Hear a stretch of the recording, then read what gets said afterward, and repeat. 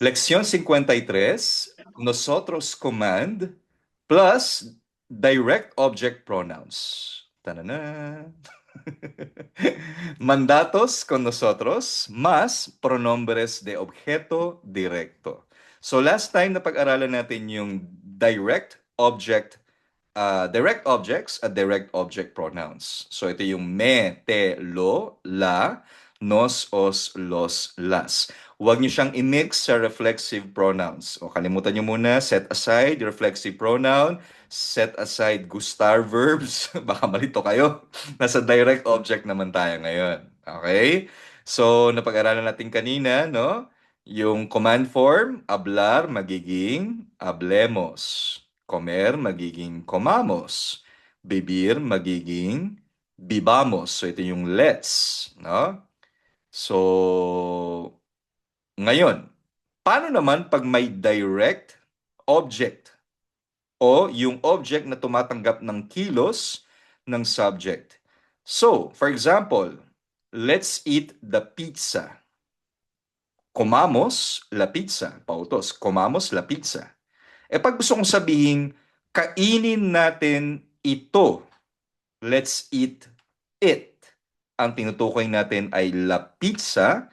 So, aalamin natin yung gender at kung singular ba or plural. Ikakabit natin yung direct object pronoun o yung humahalili sa direct object sa dulo. For example, comamos la pizza. So, ang direct object pronoun niyan, dahil singular at babae yung la pizza, magiging comamos la. Magiging one word. At lalagyan mo ng accent sa third to the last syllable. So, instead of saying, kainin natin ang pizza, gusto kong sabihin, kainin natin ito. Lahat tayo gets natin na yung ito ay tinutukoy yung la pizza, feminine, singular, so magiging comamos la. Ikakabit mo yung la doon sa dulo. Okay? Another example. Basahin natin ang libro. Nag-uutos ako. Let's read the book. El libro, singular, masculine. Leamos el libro. Pautos, leamos from the verb leer, to read, magbasa. So pag gusto mo sabihin, let's read it, basahin natin ito. So yung el libro, ang direct object niyan, ang direct object pronoun ng el libro ay lo. Leamos lo. Magiging one word at lalagyan mo ng stress or accent mark sa third to the last syllable para mapanatili yung original sound ng leamos. So, leamos lo. O another example, paano pag plural o marami yung direct object? For example, imbitahan natin ang mga mag-aaral or imbitahan natin ang mga estudyante. Invitemos a los estudiantes. So yung los estudiantes, ano ba ang direct object pronoun niyan? Marami, so magiging los. Invitemos los. Wala na yung a. Siyempre tatanggalin mo na yung a. Kapag kinonvert mo na siya sa nosotros command form with direct object pronoun. Invitemos los.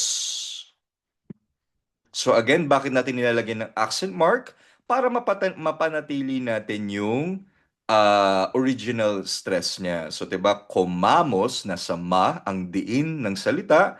So pag nilagay natin yung direct object pronoun sa dulo, comamos la, para mapanatili yung ma, yung diin sa ma, lalagyan natin siya ng accent to keep the original stress.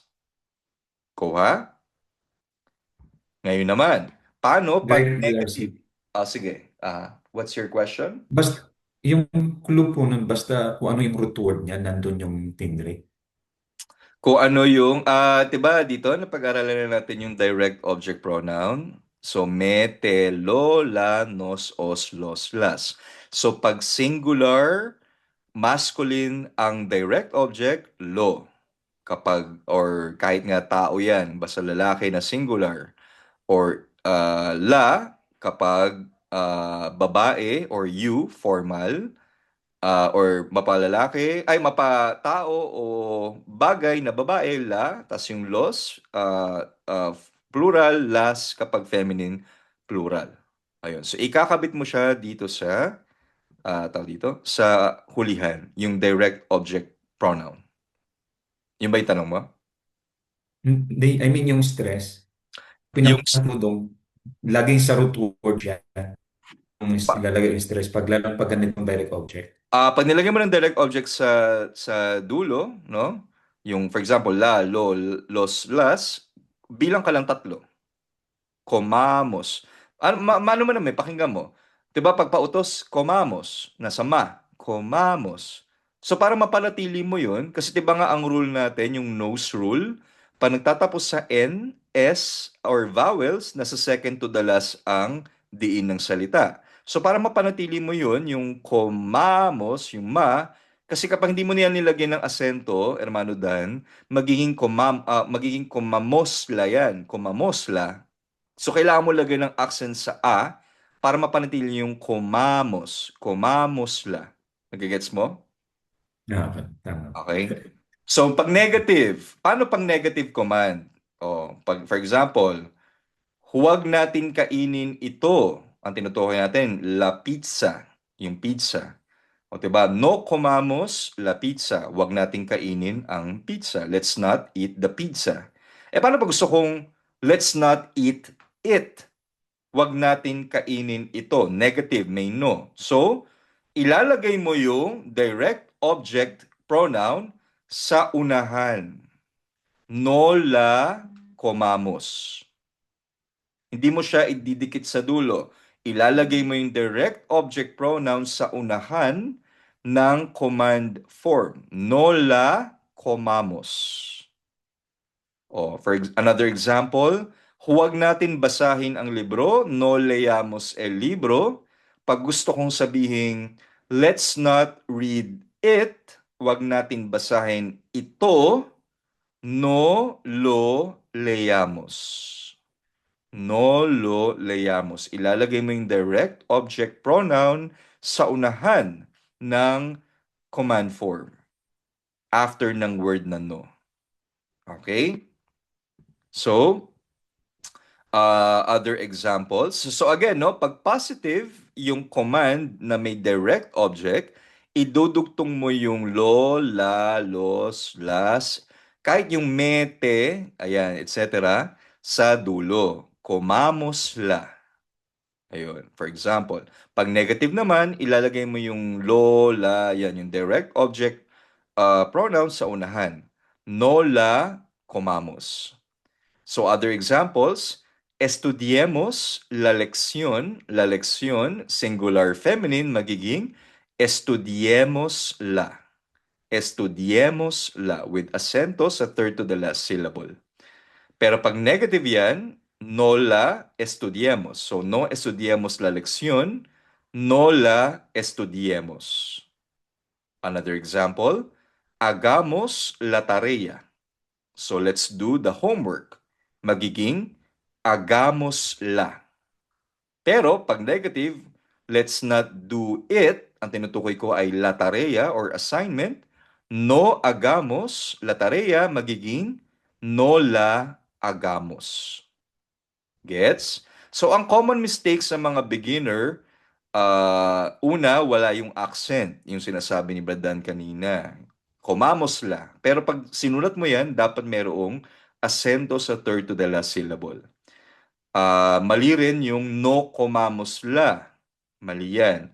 Dapat kapag negative yung pangungusap or yung may word na no sa pangungusap, hindi mo ilalagay sa dulo, kundi ilalagay mo sa unahan yung direct object pronoun. No la comamos. Okay? So sige nga, i-practice nga natin kung naintindihan.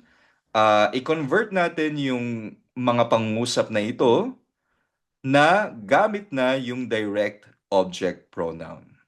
Okay? Sige nga, try natin. I'll give you 5 minutes. Okay? Listos? Sige po, sagutan Comamos natin. la. Oh, number 1, comamos la pizza, magiging Comamos la. Comamos la. comamos la. Número 2, leamos el libro, Leamos la. Leamos. leamoslo. Kasi el libro, lalaki, singular, lo. Leamoslo. Número Leamos. 3, No la No comamos. leamos. No lo leamos. Nasa No ka la. ba, Brad Moises? No la comamos. Nasa 3 na tayo, No number la 3. comamos pala. Nasa 3 pala. No la comamos. Muy bien. 4, No lo leamos. leamos. Lo leamos. no lo leamos. 5, No lo. Invitémoslos. invitémoslos. May acento yun sa e. Invitémoslos. 6, No No los los invitemos. invitemos. No los invitemos. no los invitemos. Muy bien. 7, Hagamos. hagámosla. 8, No No los la hagamos. hagamos. La hagamos. no la hagamos. 9, No la hagamos. Estudiémosla. estudiémosla. Muy bien. 10, No la la estudiemos. estudiemos. No la estudiemos. no la estudiemos. O, pakibasa nga, Hermano Moises, ang ating mga sagot, por favor. Comámosla. Mhm. Leámoslo. No la comamos. No lo leamos. Mhm. Invitemos los. No los invitemos. Again, number 5 nga, ba't may mahabang pause? Ulit. One word lang yan. Okay, go. Invitémoslos. Muy bien. No los invitemos. Mhm. Hagámosla. Mhm. No la hagamos. Mhm. Estudiámosla. Estudiémosla. Estudiémosla. Mhm. No la estudiemos. Muy bien. Any questions po?